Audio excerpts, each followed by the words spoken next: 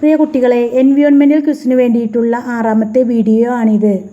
LP, UP, HSA കുട്ടികൾക്ക് വളരെ പ്രധാനപ്പെട്ട ചോദ്യങ്ങളാണ് ഈ വീഡിയോകളിൽ ഉൾപ്പെടുത്തിയിരിക്കുന്നത്. റെഡ് ഡാറ്റ ബുക്കിൽ ഇടം പിടിച്ച കേരളത്തിലെ വന്യജീവി സങ്കേതം ഏത്? പറമ്പിക്കുളം വന്യജീവി സങ്കേതം. കാഷ്യ ഫിസ്റ്റുല ഏത് പൂവിൻ്റെ ശാസ്ത്രീയ നാമമാണ്? കണിക്കൊന്ന. സംസ്ഥാന വിദ്യാഭ്യാസ വകുപ്പും വനം വകുപ്പും ചേർന്ന് നടത്തുന്ന വനവൽക്കരണ പരിപാടി ഏത്? എൻ്റെ മരം. ഗന്ധവ്യഞ്ജനങ്ങളുടെ രാജാവ് എന്നറിയപ്പെടുന്നത്? കുരുമുളക്. ഗന്ധവ്യഞ്ജനങ്ങളുടെ റാണി എന്നറിയപ്പെടുന്നത്? ഏലം. നീല സ്വർണം എന്നറിയപ്പെടുന്നത് ഏത്? ജലം. പച്ച സ്വർണം എന്നറിയപ്പെടുന്നത് ഏത്? വാനില.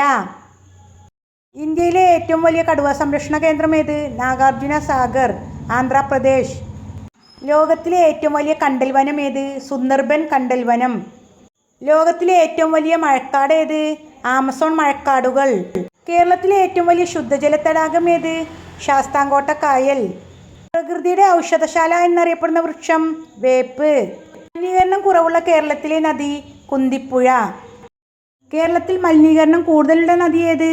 ചാലിയാർ പുഴ. ഹോർത്തൂസ് മലബാറിക്കസിൽ ഏത് സസ്യത്തെക്കുറിച്ച് പറഞ്ഞുകൊണ്ടാണ് തുടങ്ങുന്നത്? തെങ്ങ്. ജോൺ സി ജേക്കബിൻ്റെ ആത്മകഥ ഏത്? ഹരിതദർശനം. സോളാർ യൂണിറ്റ് ആരംഭിക്കുന്ന കേരളത്തിലെ ആദ്യ സ്റ്റേഡിയം ഏത്? Jawaharlal Nehru stadium.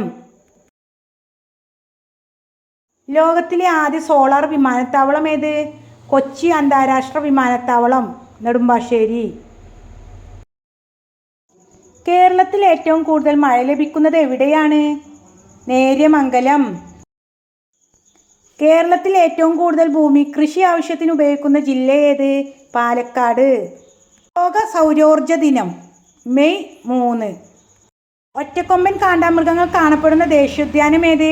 Kaziranga national park, Assam. കർഷകന്റെ മിത്രം എന്നറിയപ്പെടുന്ന ജീവി? മണ്ണിര. ഭൂമിയുടെ ശ്വാസകോശം എന്നറിയപ്പെടുന്ന വനമേഖല ഏത്?